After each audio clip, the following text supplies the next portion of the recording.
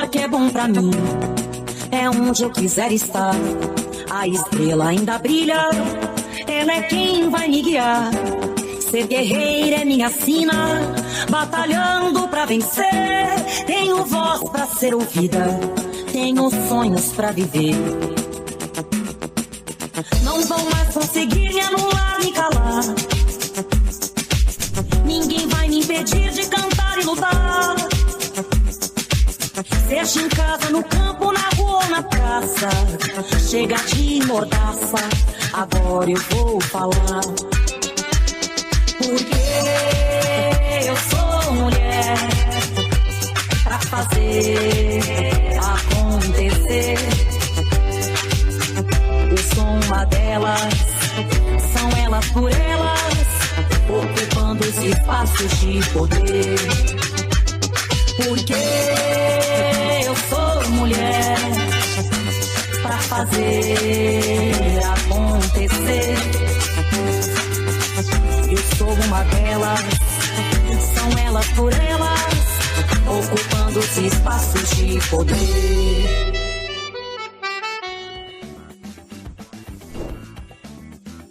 Olá!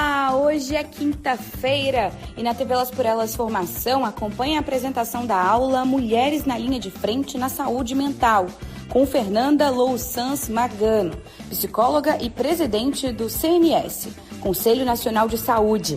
Bora para nossa aula de hoje? Olá, eu sou Fernanda Magano, psicóloga, atualmente presidenta do Conselho Nacional de Saúde. Vou me audiodescrever, eu sou uma mulher branca, cabelos abaixo dos ombros, aloirados artificialmente, uso um vestido preto, colar dourado e gosto de anéis grandes. Maquiagem forte também. Isso é um recurso para a inclusão, para aqueles que possam se sentir mais inteirados e reconhecerem quem está falando. A nossa aula de hoje é sobre mulheres na linha de frente da saúde mental.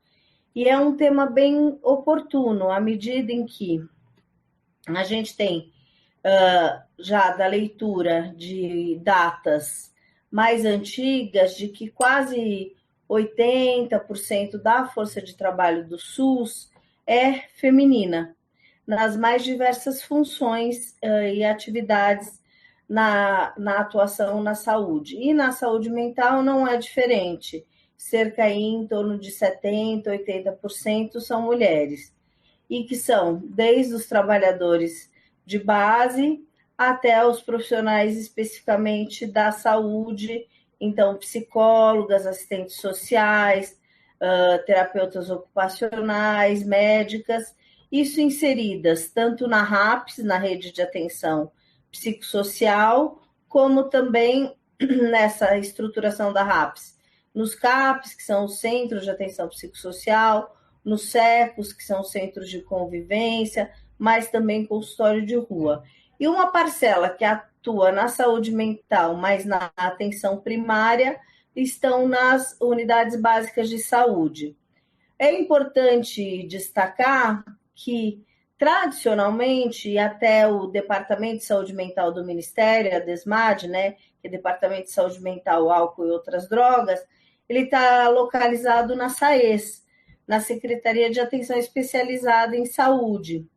Mas há um debate em curso da importância também da gente não ficar com a vinculação da atenção à saúde mental só na atenção especializada, mas também fazer debates entre a atenção especializada e a SAPS, a Secretaria de Atenção Primária à Saúde, justamente para pensar a questão do matriciamento do território, como as EMUT vão atuar e conversar, para garantir, para além das ações aí de cuidado da saúde mental, de fazer ações que sejam profiláticas, que sejam preventivas na perspectiva da saúde mental.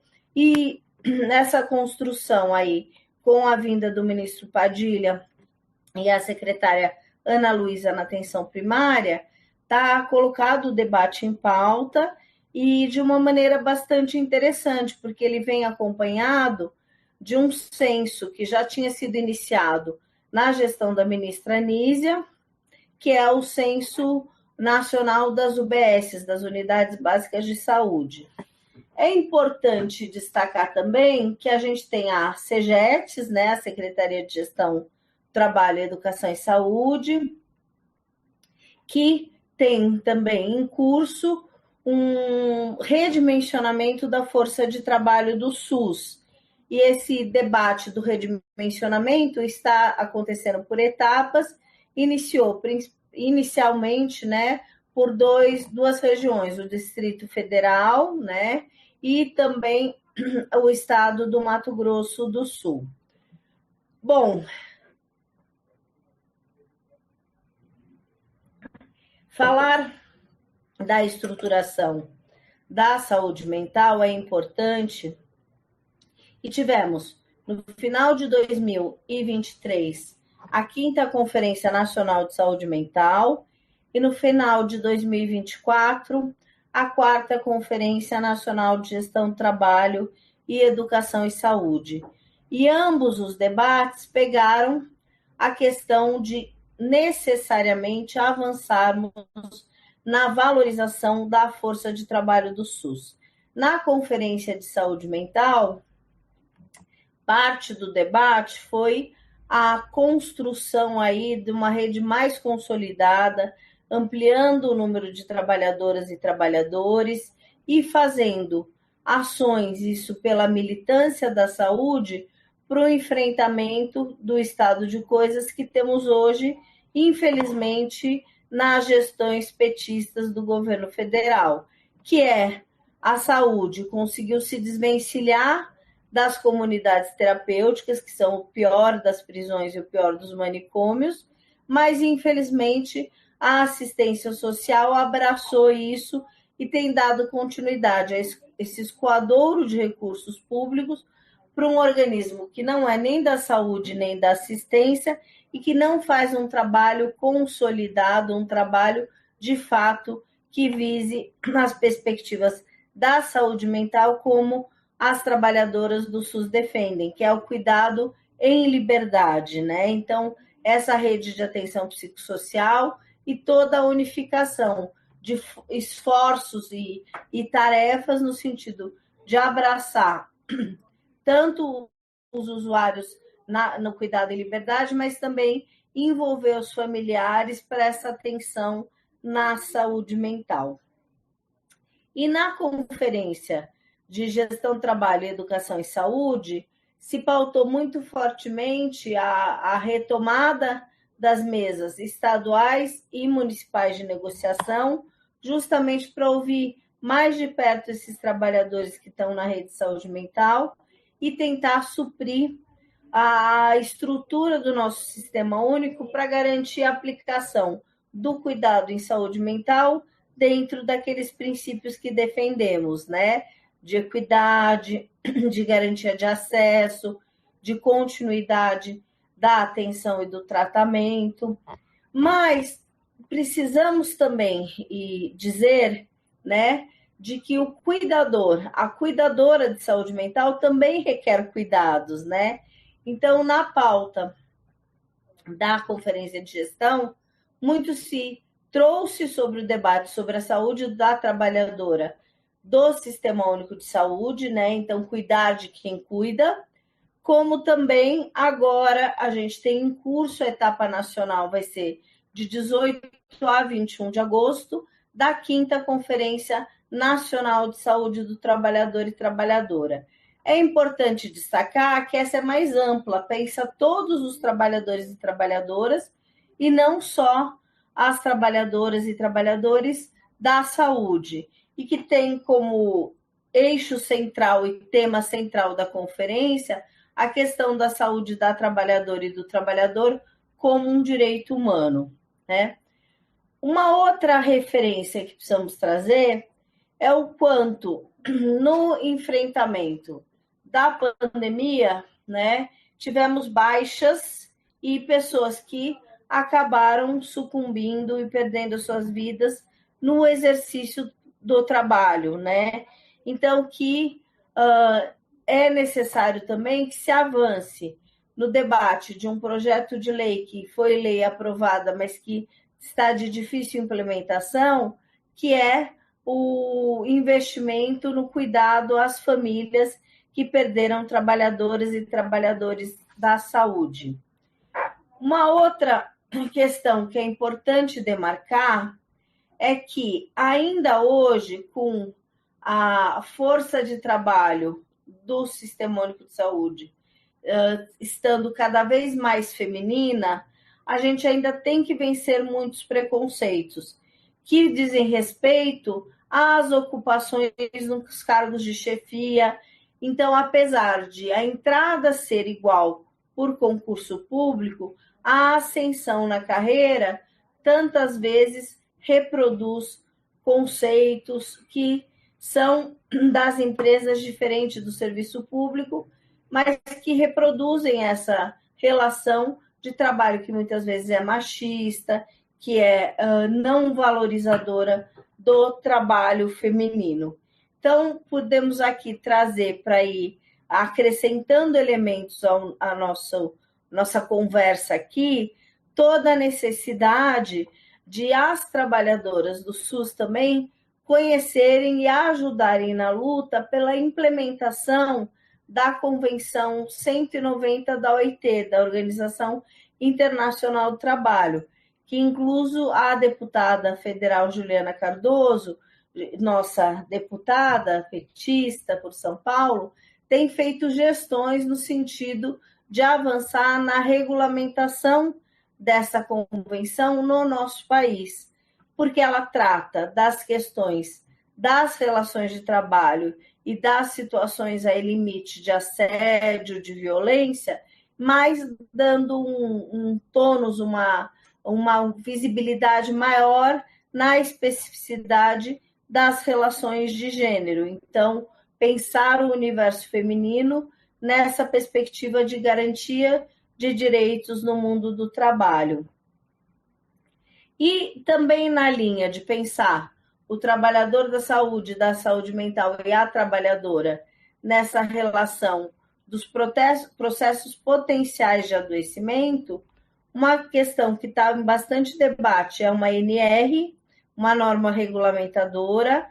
As normas regulamentadoras, para aqueles que não acompanham esse debate, elas são do universo do Ministério do Trabalho e Emprego, mas também da Fundacentro, que ajuda a consolidar e construir, e elas são construídas a partir de um grupo de trabalho vinculado ao Ministério do Trabalho e Emprego, que chama Comissão Paritária Permanente Tripartite, onde compõe representantes do governo, representantes dos trabalhadores pelas centrais sindicais e representantes aí do recorte dos empregadores das empresas privadas.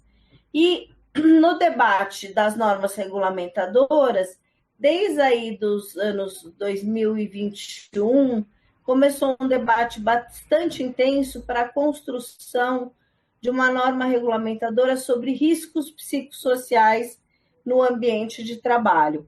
E a intenção das centrais sindicais, e eu fui convidada pela Central Única dos Trabalhadores para acompanhar esse debate pela minha formação como psicóloga, tinha-se a intencionalidade de fazer uma norma específica sobre o tema, justamente para apontar os nexos causais dos processos de adoecimento, tentativas de suicídio, quadros depressivos, até surtos psicóticos com o ambiente de trabalho. Mas houve muita resistência dos empregadores nesse debate. E um elemento que é importante trazer aqui para nós é que essa Comissão Paritária Permanente Tripartite, ela só pode definir as coisas através de consensos construídos. Então, ao invés de se criar uma norma regulamentadora nova, o debate permaneceu em se ela seria um anexo da norma regulamentadora número 1, que é a primeira, que fala da organização, inclusive, das comissões internas de prevenção de acidente e tudo mais, ou se ela ficaria um anexo da norma regulamentadora dia 17, que diz respeito às questões de ergonomia, então cadeira adequada, espaços adequados para o ambiente de trabalho, ventilação, iluminação, enfim. E aí, para nós, era muito desconfortável que ficasse um anexo nessa perspectiva mais ergonômica. Então, nesse tour de force, né, nessa disputa colocada, acabou ficando como um anexo da norma regulamentadora número 1. E falo dessa perspectiva, então, dos riscos psicossociais dos ambientes de trabalho, porque ela pode ser, como as próprias outras normas regulamentadoras foram aproveitadas também para o serviço público, ser um foco de olhar para o cuidado aos trabalhadores e trabalhadoras da saúde mental no vínculo público. Mas é fato que temos mulheres aguerridas, mulheres de luta, fazendo um trabalho importante na saúde mental e constituindo aí história, à medida em que também, do ponto de vista do passar das décadas, da década de 60, 70 para cá, a própria questão da formação em saúde foi passando por esse processo de feminização também, inclusive no espectro também das trabalhadoras médicas, que eu ainda não havia citado, né? Eu citei psicólogas, assistentes sociais, terapeutas ocupacionais, que são aí as prevalências do trabalho nos CAPs e na atenção psicossocial, mas também as médicas e médicas psiquiatras são em número que valem a pena o destaque. Mas muito precisamos avançar, tanto no rol de informações sobre essas trabalhadoras, mas também na perspectiva de buscar dar uma garantia melhor de condições de trabalho para essas profissionais, para que elas também possam dar um melhor cuidado à sociedade brasileira, né? E naquele melhor estilo, um lema que falamos sempre nas conferências, né? Saúde não é mercadoria. Então, que as vidas valem mais do que qualquer coisa. E é essa a questão que também defendemos quando defendemos o cuidado em liberdade, né? Para garantir a diversidade, garantir o respeito às idiosincrasias, às características individuais das pessoas. E para pôr um último elemento aqui nesse nosso diálogo, nesse momento de troca, é trazer todo o debate também, que é uma pauta que é da saúde mental, mas que acaba ficando subalternizada também, que são a lógica dos hospitais de custódia e tratamento penitenciário. Então, os HCTPs, que são um anexo ligado às políticas de segurança pública e administração penitenciária, aonde pessoas que cometeram crimes, cometeram delitos no âmbito do seu processo, né, da sua ação processual penal, elas são absolvidas do crime e condenadas a uma medida de segurança e não a uma pena privativa de liberdade. E nessa condição de condenados à medida de segurança, eles não são encaminhados à prisão, mas deveriam ser encaminhados ou para acompanhamento ambulatorial na rede CAPS ou na internação fechada nesses hospitais de custódia.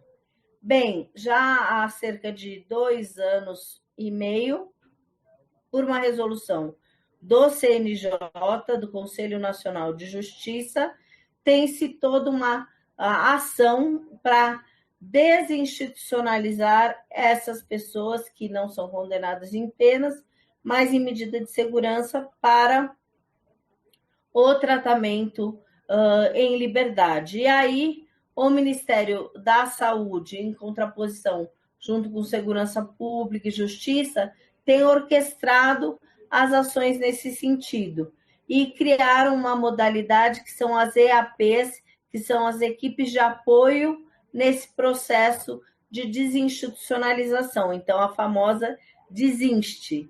E hoje, alguns estados já têm avançado muito sobre isso, e o estado de São Paulo, infelizmente, é bastante recrudescido e tem tido dificuldades no sentido de implementar essa ação que é tão importante. Lembrando que aí a gente enfrenta toda a questão dos preconceitos e as ações midiáticas nefastas, né? Que acabam implementando já terror e preconceito a partir dessas populações, já que elas têm uma vinculação também com a prática de um ato imputado no Código Penal. Às vezes é um roubo simples, não é algo nem de tanta relevância, um crime patrimonial, mas há toda uma condição na sociedade que é do preconceito. Então, acho que esse é um elemento interessante também para trazer, que o manejo dessas populações, essa mudança do sistema penal para a rede de saúde mental e com cuidado em liberdade, tem sido algo que o manejo da força de trabalho feminina faz com muita capacidade, né? Então, para trazer elementos também aí relacionados a essas questões. Então, era isso que eu queria trazer aqui para nós, né?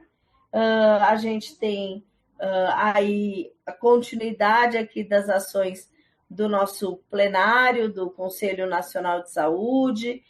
Vamos receber à tarde agora a visita do ministro Alexandre Padilha e também temos hoje a visita aqui do ministro da Saúde da província de Buenos Aires, mas sigo à disposição para trocas e para a gente constituir mais elementos dessa pauta que é tão importante, que é pensar as trabalhadoras da saúde mental.